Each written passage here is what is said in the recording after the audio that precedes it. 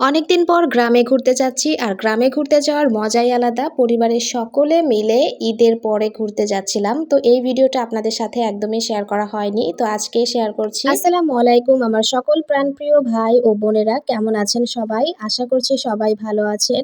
আলহামদুলিল্লাহ, আমি আমার পরিবার পরিজন নিয়ে আল্লাহর রহমতে ভালোই আছি। আজকে একটা অটো রিজার্ভ করে যাচ্ছিলাম পরিবারের সকলে মিলে। আমার হাজবেন্ড ছিল, আমার মা বাবা ছিল, সাথে আমার মেয়েটা ছিল। তো সবাই যাচ্ছি গ্রামে ঘুরতে। তো আমার বোনের যেহেতু বিয়ে হয়েছে গ্রামে, তো গ্রামের পরিবেশটা দেখতে কিন্তু আমার খুবই ভালো লাগে। খুব উপভোগ করছিলাম আমাদের জার্নিটা। যদিও আমাদের বাড়ি থেকে ওখানে যেতে বেশি একটা সময় লাগে না, মাত্র 20 মিনিটের মধ্যেই আমরা কিন্তু চলে যেতে পারি। অনেকদিন ধরে আমার মেজো বোন আমাদেরকে দাওয়াত করছিল যে আসার জন্য তাদের বাড়িতে। আসলে ব্যস্ততার কারণে সেভাবে সেরকম সময় পাচ্ছিলাম না। তো এই তো দেখেন আমার বোনের বাড়িতে কিন্তু চলে এসেছি। আর এখানে আমার ভাগ্নিটা আগে থেকেই কিন্তু জানতে পেরেছে আমরা চলে আসব। সে কিন্তু একটু পরিপাটি হয়ে রয়েছে। আর এদিকে আমার বোন কিন্তু নাস্তা রেডি করছিল। আমরা যেহেতু এসেছি শুরুতেই আমাদেরকে কিন্তু তারা আগে নাস্তা খেতে দিয়েছিল। তাই এখানে আমরা মিষ্টি নিয়েছিলাম, সেই মিষ্টিগুলো এখন পিরিচে বেড়ে দিচ্ছিল। আর সাথে কিন্তু ওইখানে লেবু শরবত ছিল। আর আমরা যেহেতু গরমের মধ্য থেকে এসেছি, গরমে কিন্তু শরবতটা অনেক কাজে লাগে আর খেতেও ভালো লাগে, এনার্জি লাগে। তো এখানে মিষ্টি আর শরবত দেয়া হচ্ছিল আমাদেরকে। আর আমার হাজব্যান্ড এদিকে ঘরে বসে বসে বোরিং ফিল করছিল নাকি জানি না, সে একটু মোবাইল নিয়ে ব্যস্ত ছিল। তো তাকে ডাকলাম খাওয়ার জন্য। এদিকে আমার মেয়েটা তো সারা ঘর খুশিতে ঘুরে বেড়াচ্ছে আর হাতে তার বিস্কিট ছিল। তো আমি বললাম এখানে বসো, মিষ্টি খেতে বসো। সবাই যেহেতু মিষ্টি খাচ্ছে, সে তার বোনের কাছ থেকে এক কামড় নিয়ে সোজা ডাইনিং রুমে চলে আসলো।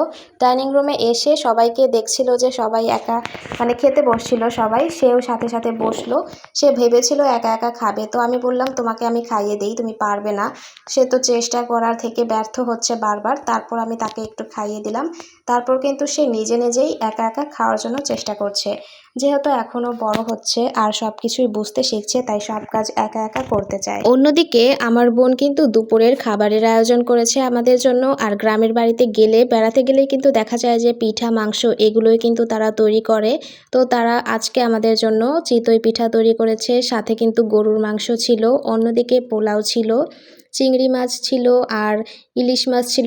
অনেক রকম খাবারের আইটেম করেছে। আর আমি যেহেতু পিঠা পছন্দ করি, তাই সবার আগে আমি পিঠা দিয়েই মাংস খাচ্ছি। আর এদিকে দেখেন ইলিশ মাছ ভুনা করেছে।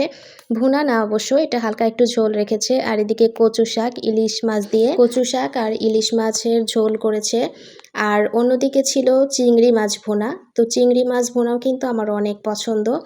আর গরুর মাংস, চিংড়ি মাছ আমি যেহেতু একসাথে খেতে পারি না, তাই অল্প অল্প করেই সব কিছু টেস্ট করে দেখছিলাম কেমন হয়েছে।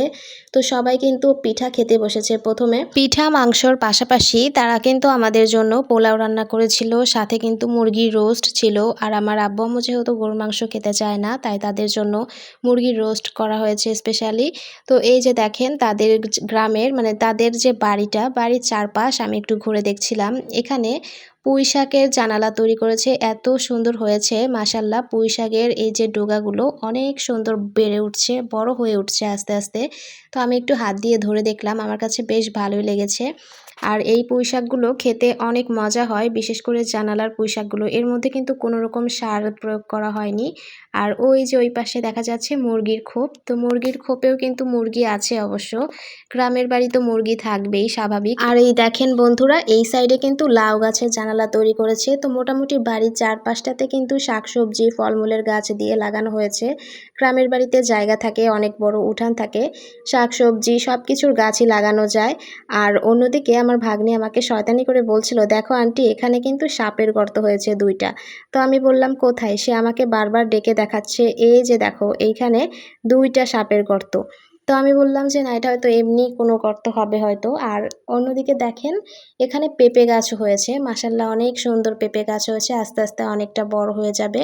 আমি আর আমার ভাগ্নি মিলে বাড়ির চারপাশটা একটু ঘুরে দেখলাম সবার আগেই। তো এই যে বাড়ির পুরো এরিয়াটা অনেক বড় উঠান আছে, সাথে মুরগিও আছে।